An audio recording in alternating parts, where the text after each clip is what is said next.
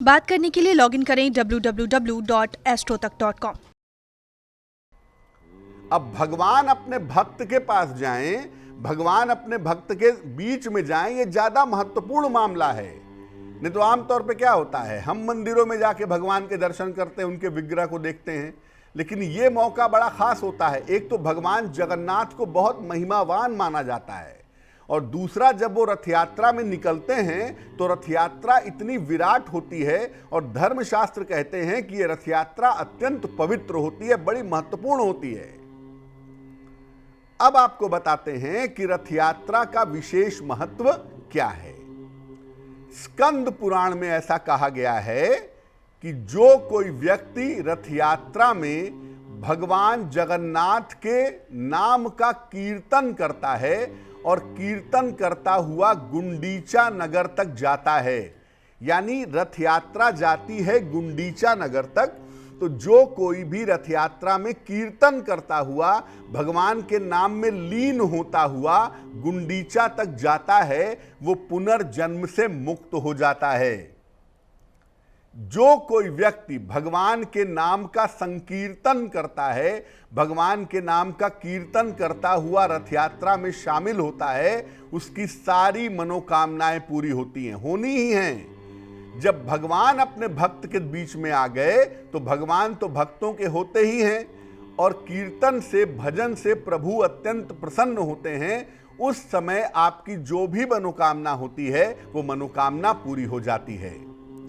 रथ यात्रा में भाग लेने से आप कीर्तन ना भी कर पाएं, आप भजन ना भी कर पाएं, आपको ना भी पता हो, लेकिन आप रथ यात्रा में अगर भाग लेते हैं तो संतान संबंधी जितनी भी समस्याएं हैं, संतान संबंधी जितनी भी मनोकामनाएं हैं, वो पूरी हो जाती हैं। अगर आप मुख्य रथ यात्रा में भाग नहीं ले सकते, क्योंकि एक तो पुरी में हर आदमी चला जाए ये जरूरी नहीं है, लेकिन रथ यात्रा जब होती है तो पूरे देश में जहां जहां जगन्नाथ जी के मंदिर हैं वहां वहां रथ यात्रा निकाली जाती है। आप किसी और रथ यात्रा में भी शामिल हो सकते हैं। अब चूंकि कोविड का समय है, इस समय में तो रथ यात्रा बहुत कम लोगों के साथ निकल रही है, ज्यादा लोग उसमें शामिल नहीं हो सकते। तो अगर ये संभव नहीं हो पा रहा है तो घर पर ही भगवान जगन्नाथ की उपासना करें, उन्हें भोग लगाएं और उनके मंत्रों का जप करें। यानी आप अपने घर पर रहकर भी भगवान जगन्नाथ की पूजा कर सकते हैं, उनका आशीर्वाद पा सकते हैं और उनकी कृपा से अपनी मुश्किलों को दूर कर सकते हैं। अब भगवान जगन्नाथ के साथ एक चीज जुड़ी हुई है, उनका महाप्रसाद। कहते हैं जगन्नाथ के भात को जगत पसारे हाथ।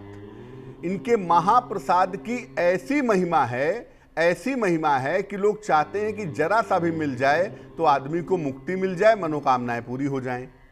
भगवान जगन्नाथ जी के महाप्रसाद का महत्व क्या है?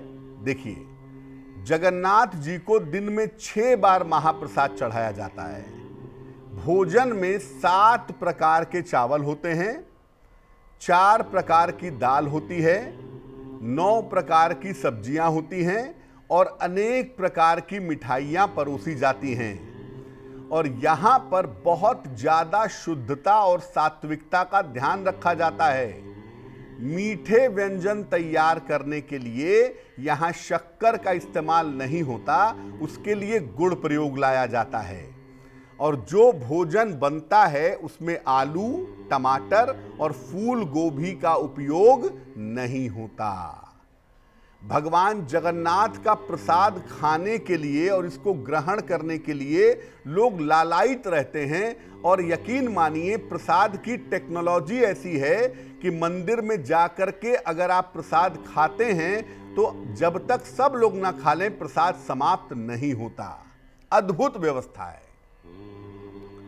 अब एक प्रश्न ये है कि अगर हम घर में भगवान जगन्नाथ की पूजा करना चाहें, रथ यात्रा में स्थितियों की वजह से अगर शामिल नहीं हो पा रहे हों, तो कैसे करेंगे पूजा? देखिए, घर के पूजा स्थान पर भगवान जगन्नाथ, बलभद्र और माता सुभद्रा की मूर्ति या उनके चित्र की स्थापना करिए। उन्हें सात्विक भोजन लगाइएगा भोग में। प्याज लहसुन इत्यादि भूल कर भी नहीं, सात्विक भोजन का भोग लगाइए और भोग में तुलसी दल, तुलसी के 2 पत्ते जरूर डालिए।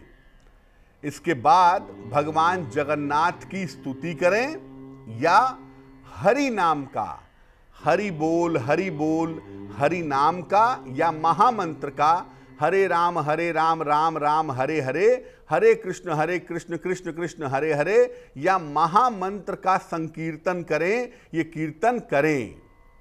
इस दिन घर में पूरी तरह से सात्विकता बनाए रखें और जब भगवान जगन्नाथ की पूजा हो जाए तो घर के सारे लोग एक साथ बैठ करके जो प्रसाद है उसे ग्रहण करें। भगवान जगन्नाथ की पूजा अगर आप आज के दिन करते हैं तो यकीनन आपकी तमाम मनोकामनाएं पूरी होंगी। खास तौर से आपके पापों का प्रायश्चित होगा, संतान से जुड़ी हुई बाधाएं दूर होंगी और जो भी कोई मनोकामना है काफी समय से पूरी नहीं हो पा रही है वो मनोकामना भी आपकी पूरी होगी।